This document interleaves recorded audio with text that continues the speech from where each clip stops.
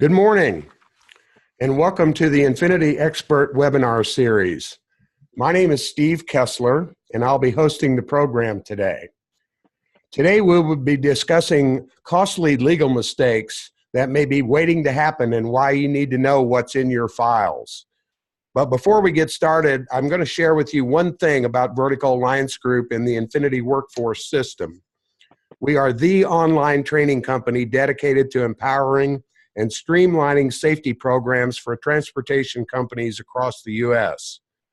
With over 850 plus training videos and a customizable system to automate, track, and document all aspects of training, it's no wonder why more than 2,000 companies have chosen the Infinity Workforce System. This system not only makes it easy to build an affordable, best-in-class training program for your drivers, but it also frees up your administrative time while giving you the ability to communicate more effectively and train your employees anywhere, anytime. So if you're committed to having a training program that proves you value safety over profits, all the while still improving your bottom line, type the words training in the Q&A box on your screen. And one of our senior training specialists will reach out to you and share how the Infinity online training system can streamline your entire safety program while making your job easier. Also, after the webinar, you'll be receiving an email that will give you a link to a webinar replay so you can share today's information with others that could not attend today. Now, let's turn our attention to today's presenter. Our presenter today is attorney Bridgette Blitch from Blitch Wesley. Bridgette is admitted in the state courts of Florida, Wisconsin, and Colorado. She is also an arbitrator for the American Arbitration Association and a zealot advocate for her clients. Bridgette's practice includes handling the defense and prosecution of high-dollar cargo claims, insurance coverage claims, and business law disputes. She has successfully prosecuted and recovered freight charges for her trucking clients against property owners, insurers, and general contractors. Bridgette has also successfully defended and negotiated favorable settlements for motor carriers in connection with safety enforcement actions brought by the U.S. Department of Transportation. Bridgette has also represented both buyers and sellers in multi-million-dollar mergers and acquisitions and counseled clients on regulatory matters, including the Department of Transportation regulations and the Food Safety Modernization Act. Bridgette has represented numerous logistics providers in the drafting and implementation of numerous corporate due diligence documents, including employment policies, supervisors' policies, driver manuals, code of conduct, and record retention policies. So before I turn this over to Bridgette, you should all know that we have a Q&A session at the end of the presentation. So please type any questions you have anytime into the Q&A box, and we'll get to those questions at the end.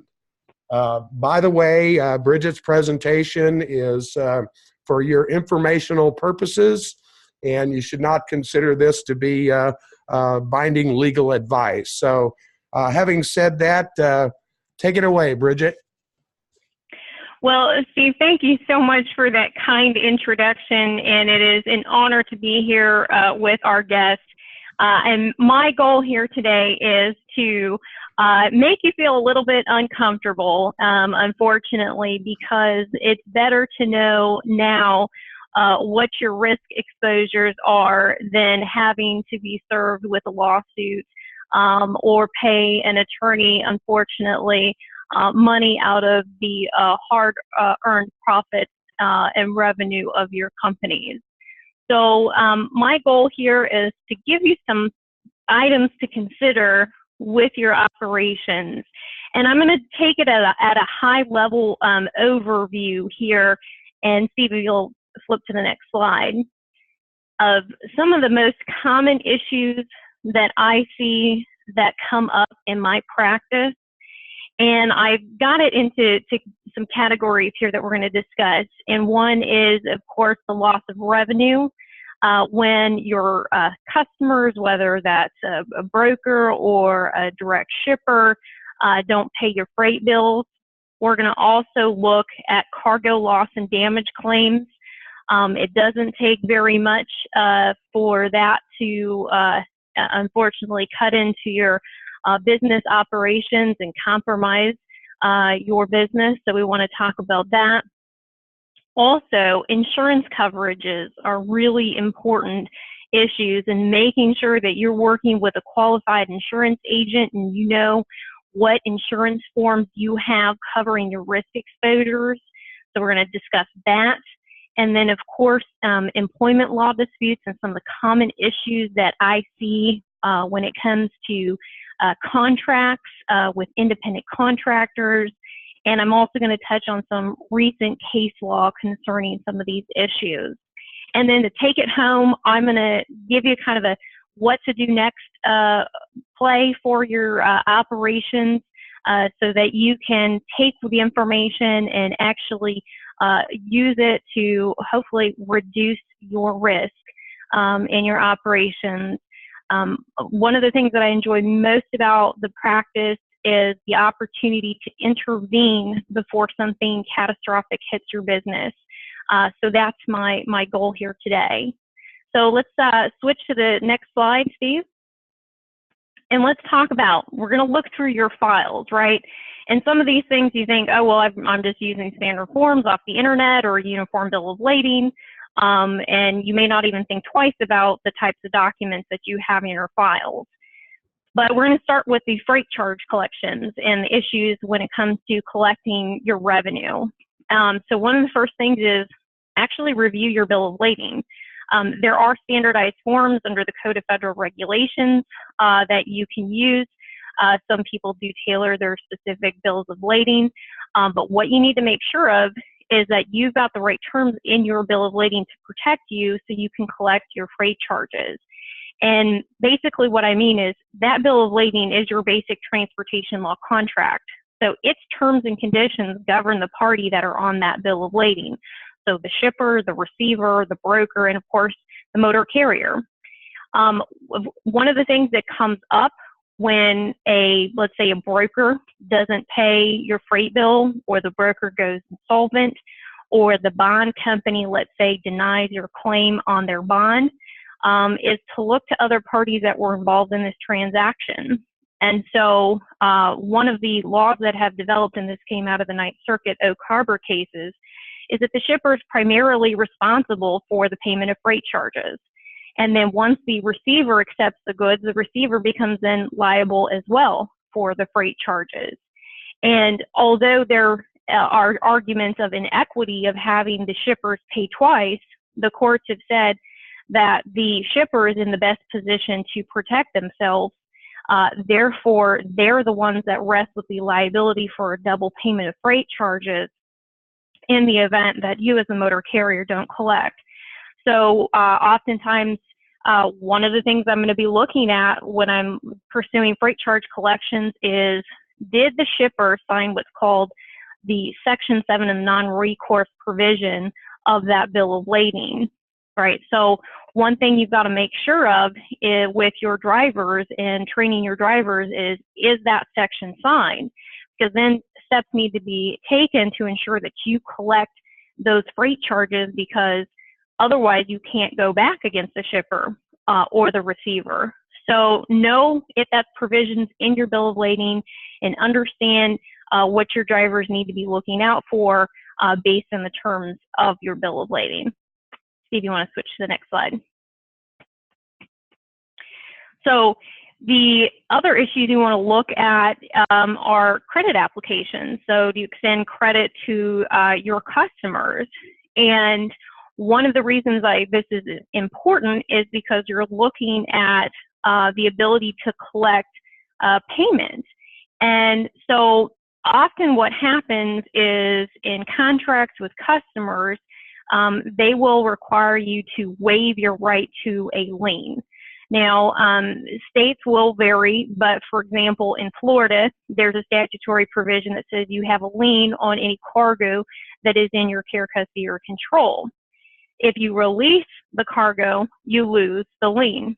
Now, what you want to look at here is obviously to the extent you can negotiate in your contracts to waive, to not waive that possessory lien, you'll want to try to exercise that right.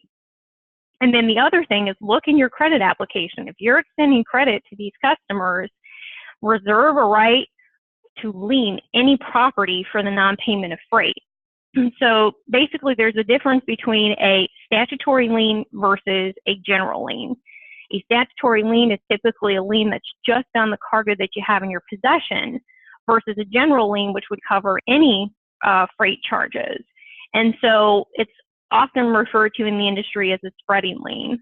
So I've given an example of what you can include on your credit applications, that even if you give up possession of that cargo, that you still have a possessory lien on shipments in your control for the payment of freight charges, both past and present. That gives you the most significant broad brush, if you will, to assert your right to freight collection charges in the event of non-payment. It also gives, if you have to, obviously assert a right to recourse in court or pursuant to a claim on a bond.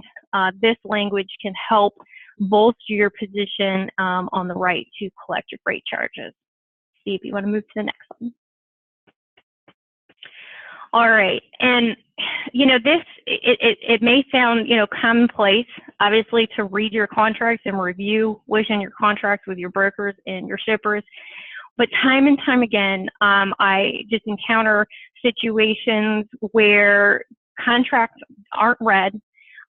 There's brokers that are representing themselves to be carriers, or carriers that are representing themselves to be brokers, which is obviously a violation of MAP 21 because you have to designate the role that you're playing with respect to the transportation that is about to take place. But it's just very sloppy, unfortunately, in the contracts that get signed, who signs them, even assuming that they're signed, and that there is liability exposures in those contracts, and the motor carrier company or the transportation company is willing to take the risk because of the revenue that's coming through the door. But it only takes one claim, one dispute, unfortunately, to lose the revenue, lose the profit that you're going to gain from that lane of traffic or from that customer. So a couple things to consider to the extent you can is do not give the brokers and the shippers the right to offset freight charges for cargo claims. What'll happen is in these contracts, if there's one cargo claim, the broker or the shipper will just start offsetting freight claims for transportation movements where there was no cargo loss. Don't waive your right to seek recourse against the shipper and the receiver for the payment of unpaid freight charges. So we just talked about the remedies that you have in your bill of lading if the Section 7 provision of the non-recourse is not signed. So don't give up those rights that you have in a contract or recognized under federal common law to collect. I mean, the principle behind that is that the economy, the industry, our society as we know it rests on the ability of a transportation company to operate. So there's a well-recognized policy reason for you being able to maintain that right to recourse or negotiate, right? Negotiate that if you give up your right to freight charges, that instead you have a spreading lien for any other cargo that you hold in your possession. So don't give up all your cards there. And then note that if you do have claims, there is a statute of limitations of 18 months to collect your freight charges. And there's been situations where folks wait to the last minute to file a claim, which is, I guess, fine as long as you're still within that statute of limitations period, but then you have to hurry up and run to the courthouse to file your lawsuit and file your claim on the bond before your claims get time barred. So be careful about that, because once that time period passes, you won't be able to collect those charges. And a lot of times I've also seen situations where there's cargo loss at issue. Folks stay quiet about that, or a customer stays quiet about that. They wait for that period, that 18 months to pass, and then they sue you for a cargo claim, and you don't have the right to offset based on that loss of freight revenue. So those are just some examples of situations that I've seen with respect to freight charges. So again, review your bills of lading, your freight documents, that is your contracts with your brokers, your shippers, and your rate confirmation sheets, to know what terms and conditions that you have, to know what right to recourse and recovery you can pursue in the event of non-payment. Steve, if we'll switch to the next slide. So let's talk about cargo loss and damage claims. Tariffs. All right, so tariffs, we're not talking about the ICC days before the ICC Termination Act of 1995, where it used to be that motor carriers were required to have a tariff. Instead, if you will, the tariff is your terms and conditions of your contracts of carriage. So while you, if you're a property motor carrier, are not required by law to have a tariff, it is a best practice to have one. And there's a number of reasons why that the tariffs are important in the industry in terms of what you can include. Just again, referring back to the freight charges, what your terms and conditions are for transporting certain types of commodities, what particular requirements or obligations you're going to put on shippers with respect to those shipments. But as it relates to cargo and damage claims, there's a really important use of tariffs, all right, because the default rule under the Carmack Amendment, which is your federal regulation that governs the liability of motor carriers and cargo loss and damage claims, is that motor carriers are strictly liable for the cargo loss. So as many of you know, that means that the shipper has the burden to show that it was received by the carrier in good condition, it arrived damaged, and that actual monetary loss resulted. Steve, if you'll switch to the next slide.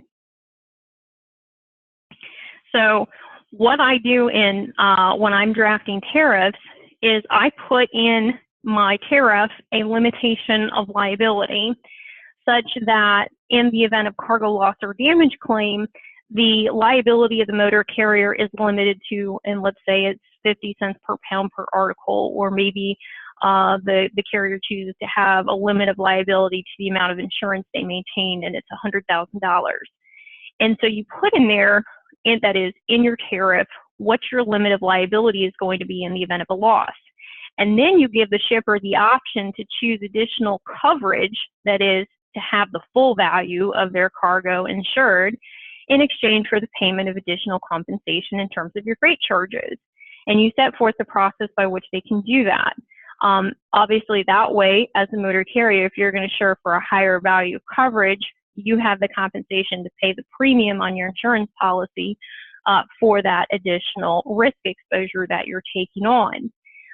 Here, again, you're going to want to look at not only how you set that out in your tariff, but then that you also refer to that tariff in your bill of lading that you have with your operations, so that the shipper is put on notice and, if you will, and acknowledges the tariff. Now we can go down a path and we can talk about what about situations where you get shipments, but that shipper doesn't always get the opportunity to look at your bill of lading. Last year, there was a case in the 11th Circuit that held that an intermediary that signs the bill of lading, even though it's not the shipper, it's basically an agent of the shipper, will bind the shipper to the limits of liability that is contained in the motor carrier's tariff. So there's an important tool there that the tariffs can use to help limit your liability. But now let's keep in mind, we talked about, we also want to review the contracts that you're signing with shippers and brokers, because a lot of times those contracts will say this contract supersedes and overrides any other prior contemporaneous or other agreements between the motor carrier and the shipper or the broker, including the tariff, right? And if that it's called a full integration clause. If that full integration clause is in that contract, then you have to be aware that that tariff may not be applicable to that customer in that situation, and you'll need to separately negotiate what your limits of liability are. All right, now one other point though to hit, in those situations, let's say where you don't have a contract, the question comes up, well, how does my shipper get notice of my terms and conditions? I like to put them on the website. Obviously, I mentioned we put them on the bill of lading, but there's also something called the sophisticated shipper doctrine. And by statute, shippers are actually put on notice of a motor carrier's tariff, and they have the obligation to reach out to the motor carrier and request that tariff. But I always say, tell them once, tell them twice, tell them 3 times, because if it ever comes up in a dispute, the more evidence that you can demonstrate to a court that you effectively limited your liability by following the rules set out under both the Carmack Amendment and federal common law, obviously will help you establish your defenses to the limitation of liability. Steve, you want to switch to the next slide? All right, so we're talking about how to protect ourselves from exposure, from cargo claims. Obviously, I encounter those situations where we get high dollar value loads that get placed in our trailers. We don't know, our clients don't know that those high dollar values are in there. So what can we do to effectively limit our liability in those situations? Make sure that you specify the limits of coverage that you have on your cargo insurance policies, and negotiate that those are your limits of liability. If you can, unless you're able to negotiate for something less, of course. And then understand what your cargo policy limits are, and then also understand what type of commodities you're transporting. So talking about the tariff, right, and putting in writing the obligation of the shipper to inform you as a motor carrier what type of cargo that you're going to be putting in that trailer, so that if the shipper does put a high value commodity in there and you didn't have the opportunity to reject that shipment, or offer additional coverage, or let's say take proactive measures to ensure that that trailer gets from point A to point B, then the defensive act of the shipper comes into play, right? Because maybe you could have gotten an escort, or you could have had a team driver, you could have taken a different route, you may have been able to do other things to protect that shipment from theft, for example, in that high dollar cargo situation. Steve, switch to the next slide. All right, one of the issues that comes up a lot is the waiver of your rights under the Carmack Amendment. There is some provision you may have heard under 49 U.S.C. 14101B, which says that as between contracts between shippers and motor carriers can waive their rights under Title 49. And one of those rights includes the Carmack Amendment. In your contracts, you'll want to look to see, are you waiving your rights under federal regulations? So are you waiving your right to the strict liability requirements under the Carmack Amendment? Are you waiving your right to the claims handling procedures? Are you waiving your right to a 2-year minimum for statute of limitations, for example? Obviously, these are very important rights and remedies that a motor carrier has available to them, and I do not advise against waiving those rights. And in fact, to the extent that you can have the Carmack Amendment apply, even to situations where you're hauling exempt commodities, that is, your transportation is not under the jurisdiction of the U.S. Department of Transportation, Carmack Amendment still applies. The reason why that's important is because if you as a motor carrier, your liability is governed under the Carmack Amendment, and there's a cargo loss or damage claim, the question will be, well, was that product actually damaged? And the shipper has the burden to prove damage. And so we can get into a lot of scenarios there, but if there is no proof of damage, then the shipper or the broker, if they're subrogated to the rights of the shipper, will be unable to meet their prima facie case under the Carmack Amendment, which means they can't establish legal liability for that cargo loss. One of the other issues that have come up quite frequently since the Food Safety Modernization Act went into effect for motor carrier shippers, which include brokers, receivers and loaders and the like, is that you see receivers rejecting wholesale products.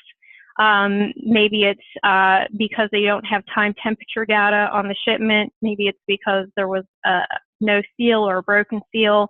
Maybe it was because there was a foul odor.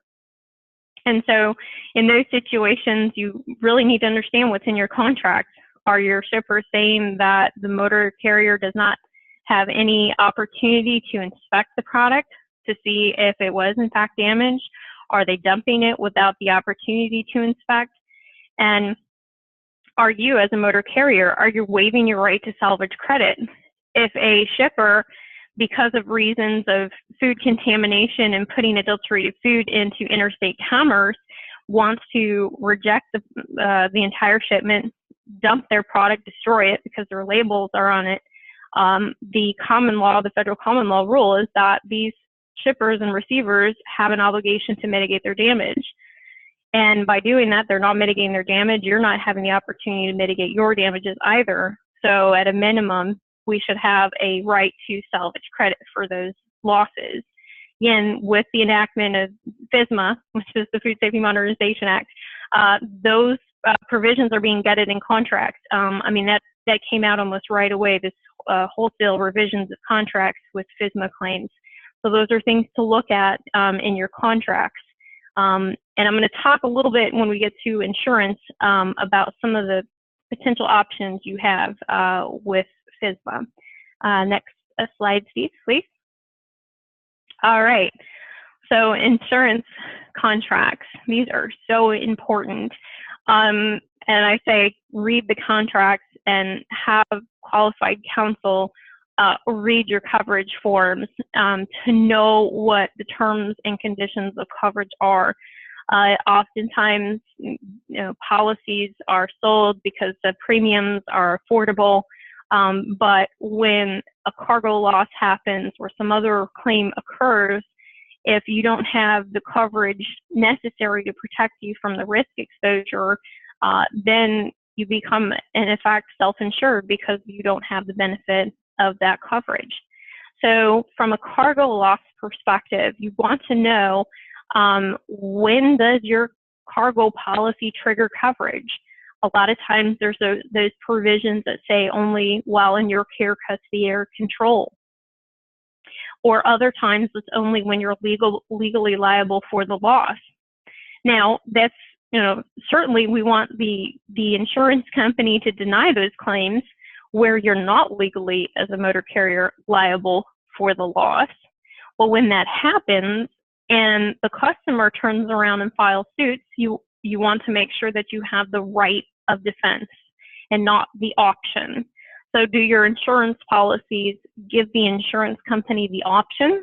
And then if it gives the insurance company only the option and not the duty to defend, it puts you in a very uncomfortable, or the motor carrier in an uncomfortable position, because now they're going to be defending that lawsuit out of their own resources without the benefit of having defense counsel assigned and paid for by the insurance company. Steve, you'll switch to the next slide. So one more point before we leave insurance contracts is that you really need to work with your insurance agent that knows the transportation industry and knows what markets are available to cover the risks that are unique to your operations.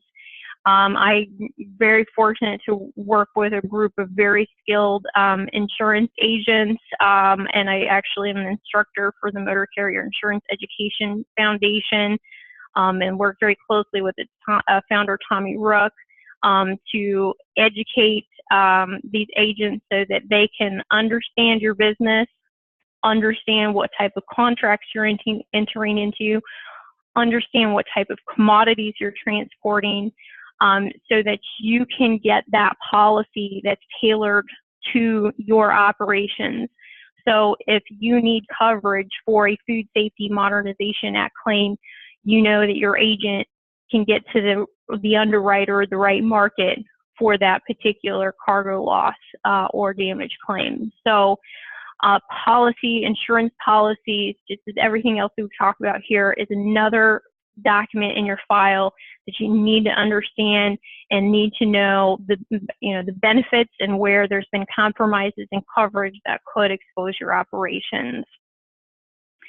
So we're time's flying by here, as I knew it would, but I wanted to touch on just a few other issues that I see in the industry, and this is as it relates to the independent contractor model. I'm going to kind of focus in on this for a moment, and those operations that use drivers that are either owner-operators, that is, they own their own equipment and they're leased onto the operating authority of the motor carrier, or they are under an equipment lease program, either they're straight leasing equipment or they're leasing equipment with an option to purchase. Now that discussion in and of itself opens up a whole nother level of review as to challenges that have been made to the independent contractor model, as well as to the lease options, and making sure that your operations are structured correctly to best mitigate your claims for misclassification challenges. That is, that where drivers challenge their status as an independent contractor and instead assert that they are an employee. And that can be in the context of workers' compensation claims or FLSA claims or other federal laws as well. But one of those contracts that you want to look at in your files, if you have that type of operation, is your independent contractor agreement. And you're going to look for whether you have arbitration clauses in those contracts and class action waivers. And as a side note, while I'm talking about these independent contractor agreements, every contract that you have that you're putting out for individuals to sign, you need to have reviewed by qualified counsel to ensure that it has the type of dispute resolution that you want to have at issue in the event a claim is made. And in some cases, arbitration can be a very useful tool for dispute resolution, and obviously so can a class action waiver. We've seen in the industry where motor carriers even make claims against brokers as there was a single driver where they claimed that they were an employee. So Steve, next slide. And I'm just going to run through this case kind of pretty quickly here. I'm sure you've heard about the New Prime versus Oliveria case. This was a case that went up to the United States Supreme Court. The opinion was issued in January of this year. Justice Gorsuch delivering the opinion before the court. And the situation in that case was that there was a driver who had leased onto the operating authority of New Prime. He had claimed that there was wages that he was owed. He did enter into an independent contractor agreement, which said that pursuant to that contract, all disputes were to be brought in arbitration, and that an arbitrator would decide whether the arbitrator had authority to hear the dispute under that arbitration agreement. And the issue in that case, see the next slide, was actually twofold. And one was the Federal Arbitration Act and whether the court had the authority to enforce that arbitration agreement. And the second was whether or not the driver, Oliveria, had entered into a contract of employment. Now, the general rule, the general public policy rule under the Federal Arbitration Act, when it was enacted in 1925, was that there is a policy in favor of parties resolving their disputes through arbitration. But there was an exception that was drafted in that statute, and that exception applied to contracts of employment for individuals engaged in interstate or foreign commerce. So next slide, Steve.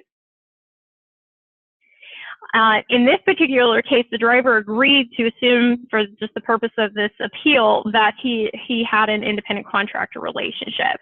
And so what the court did is they went through very detailed analysis of what did the term contract of employment mean when the statute was enacted in 1925.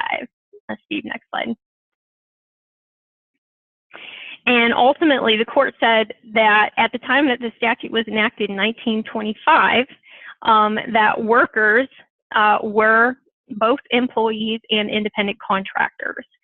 And so ultimately what that meant was, regardless of whatever classification we put Mr. Oliveria in, whether he's an employee or whether he's an independent contractor, leased on the operating authority of New Prime, that his dispute would not be subject to arbitration.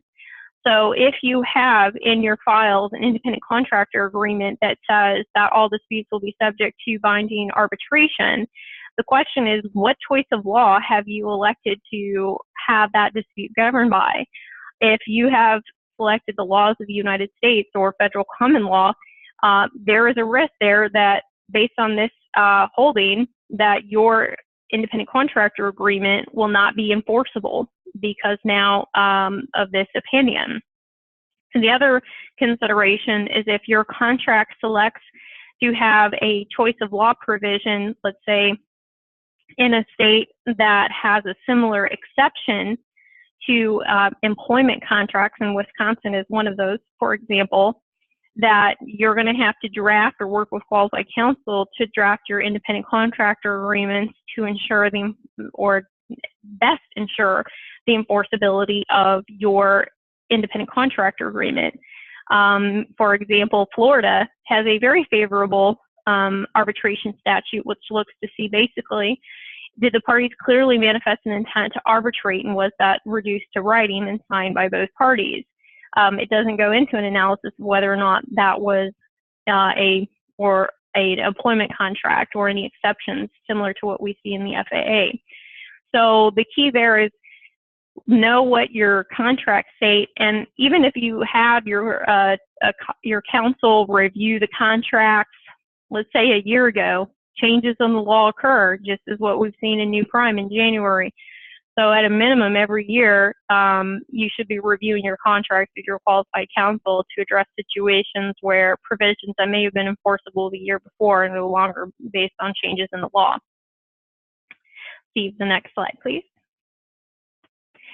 And the other issue we talked about, so we want arbitration, and I'll say briefly, arbitration can be a very useful tool.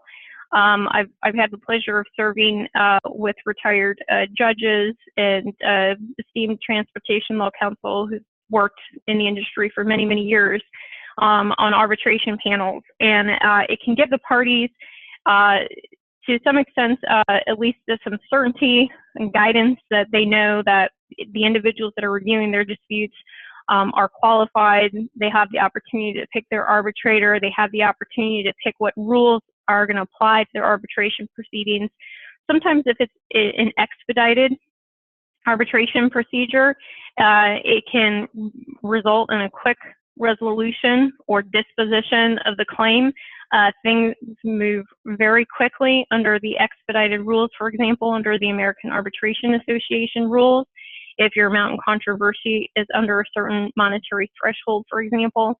So very good resources there available to you, and AAA is one of them, so is the Transportation Lawyers Association, and there is other good dispute forums out there.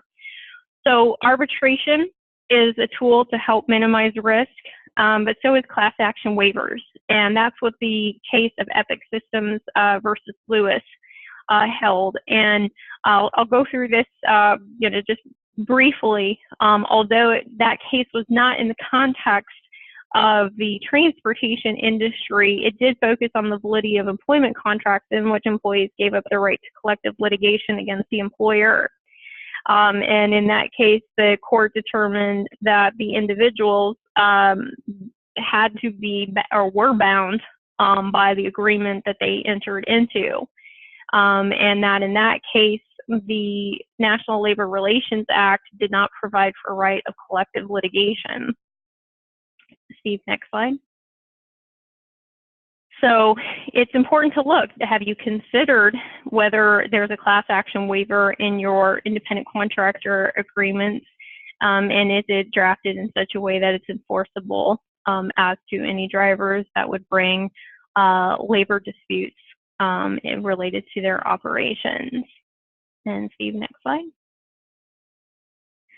So the overall takeaway, again, with this presentation is know what's in your contracts, consider the importance of these provisions and how they can reduce your risk.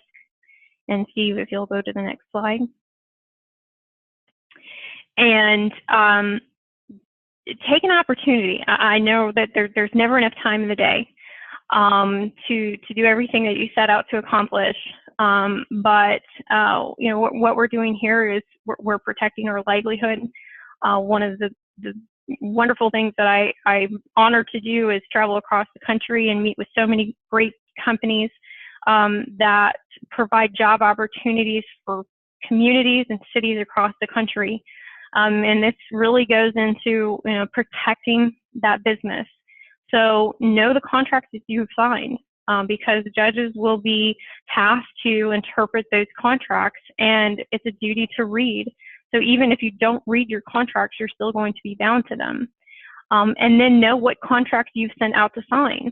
If you've gotten forms off of the internet, or you haven't worked with a qualified transportation law counsel, do so to ensure that your contracts are up to date based on current changes in the law, and that you have the provisions in there that are going to best mitigate your risk of loss in the event of a claim. And then have a plan. I work with your qualified counsel in developing of who receives, reviews, and negotiates these contracts. And certainly there's many sophisticated carriers out there that review and negotiate terms and conditions of their contracts, and then have them reviewed as a final measure by their qualified counsel before they're ultimately signed. And then make sure you know who's authorized to sign your contracts, or in fact, who is signing your contracts, because there may be circumstances out there where individuals are signing contracts.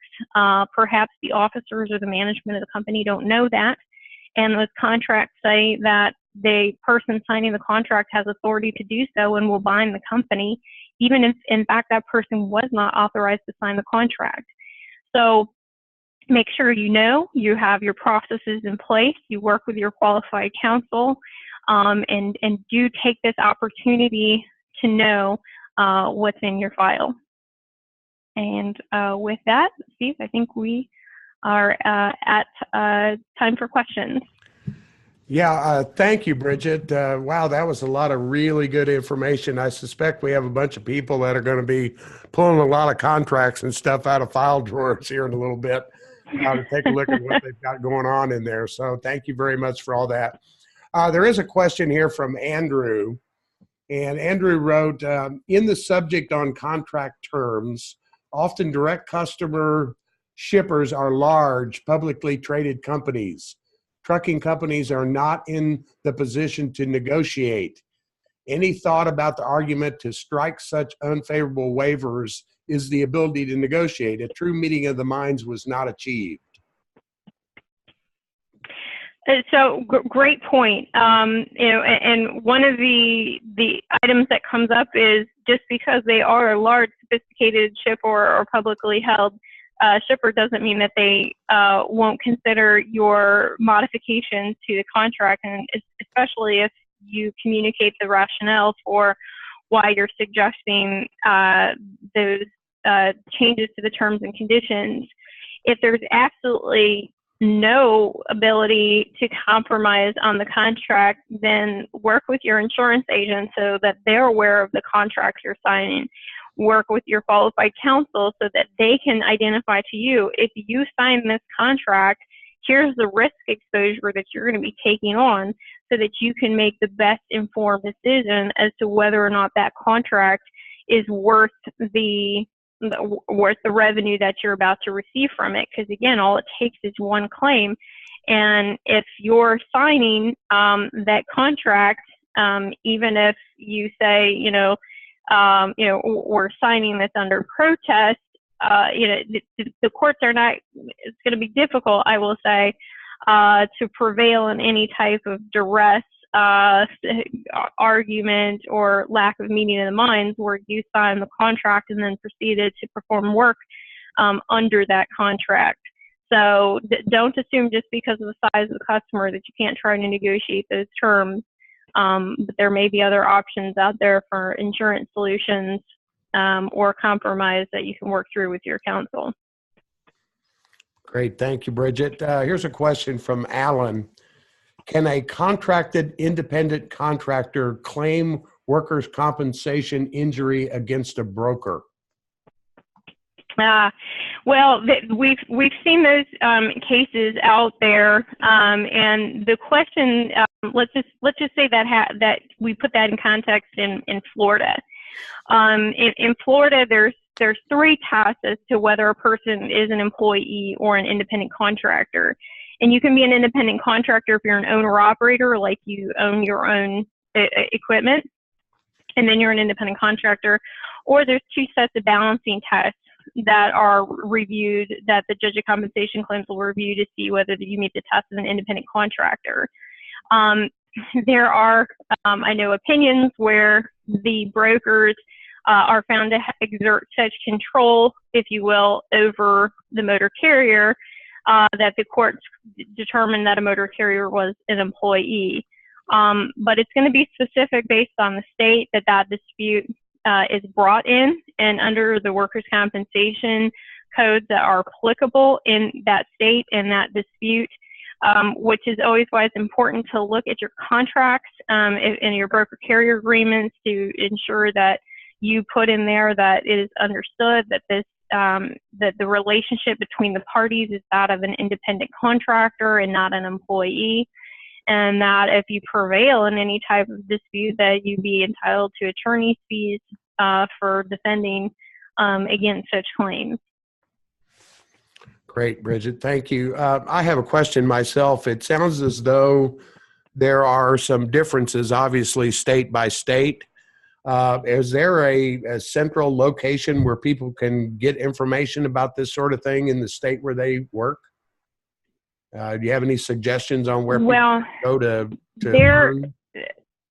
There is a publication, Steve, that I can share with you, okay, that talks about the laws of the different states as it relates to workers' compensation that was published. So I can share that with you. I'll send you an email which you can share with the participants. It wasn't something that I drafted. It's an industry publication, but I think it's at least a good starting point for the participants to open up a dialogue with their counsel. Yeah, I think a good starting point is what a lot of folks are going to be looking for. So I think that's really excellent. So I don't see any other questions popping in. So those of you that are still out there, if you have a question, you might type it in real quick. But otherwise, Bridgette, I would assume it's okay if they sent you an email if they have a question about something related to your presentation today. That be okay? Yes, absolutely. Of course. My email address is there on the slide. You can also look up our contact information on www.blitchwesley.com or bwesq.com. Fantastic. Well, once again, Bridgette, thank you very much for an outstanding presentation, and a reminder to those of you out there, we'll be sending out an email that'll have a link where you can replay this webinar. There was a lot of great information given, and I'm sure some of you will love to listen to a lot of this again, and of course pass it on to those that may have not been able to attend today.